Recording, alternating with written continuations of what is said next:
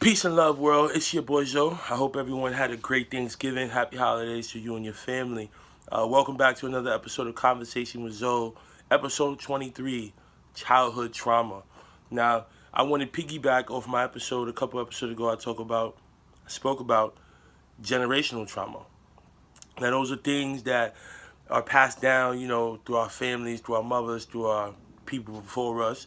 But we talking about childhood trauma is a little more personal, especially around this time of year where you may not like the holidays because it's something that happened to you as a child, and you may not know like how do I move forward.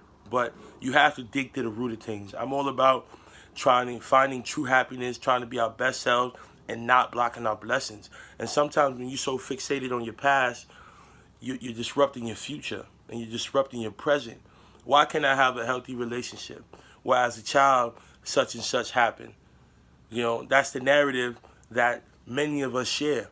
Now, in this episode and in life, I don't want to draw out any scales. I know you could say, well, that's nothing compared to what happened to me and vice versa, but that has nothing to do with anything that we're trying to solve. Right now, we're trying to find a resolution. Like, how do we move better? How do I become the best version of myself? And you have to look at the root of things. Why did I never have healthy relationship with women? Well, I never had a healthy relationship with my mother. So that was the root of my issues that I had to face.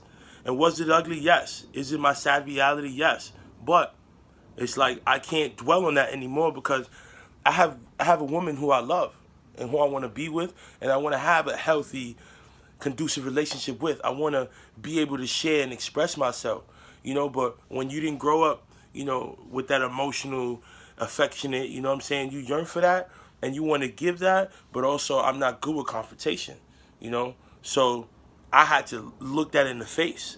And that's what we're scared of. We want to sell ourselves the narrative. And that's one thing that I want to point out right now. What you sell yourself, right? You painting this picture in your head that you're not worthy, you don't deserve love, you don't deserve to be happy, you don't deserve no man, no woman, no nothing. But that's what you embedded in your own mind. No one ever said that. But here's the thing, somebody probably did say that, and you ran with it.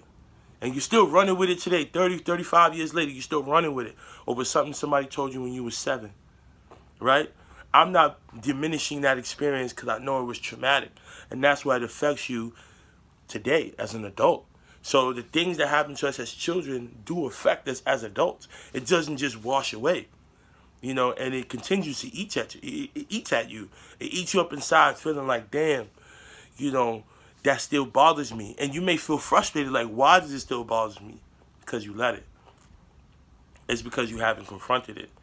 It's because you're not thinking like, well, that's your identity. That's become my identity. That's become my, well, I'm not going to date or I'm not going to do any of these things because of that. And you just blame everything on that moment, right? But when are we going to stop blaming that? When are we going to take accountability? When do we want peace today? That should be the goal. I want peace of mind today. I want to love myself today. I want to be happy today. I want to love my girlfriend or my boyfriend today. I want to take control away from whoever did me wrong. And I want to put that energy into self and being my best self. And that's what I want for us all. You know, Childhood trauma affects you as an adult. How do we take control of the narrative and turn our tragedy into triumph? How do I become my best self today? We got to confront it. As always, like, subscribe, comment. Please feel free to reach out to me. I'm always up for a conversation. Peace and love, world.